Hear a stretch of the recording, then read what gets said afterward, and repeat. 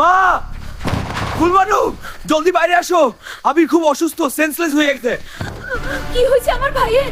জলদি ঘরের ভিতরে নিয়ে চলো।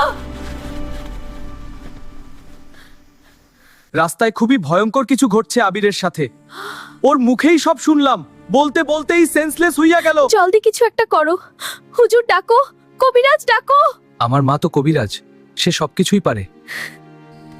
জলদি ওরে গোসল করাও, কলে নিয়ে চলো, পানি দাও।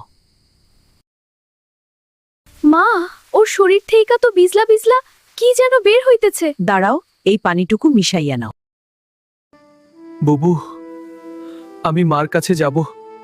বোনটা খুব অসুস্থ, একটু দেখে আসি। পেয়াজ চুপ কর, তুই এখন খুব দুর্বল। এটা খেয়ে নাও বাবা। সুস্থ হলে কাল সকালে যাইস।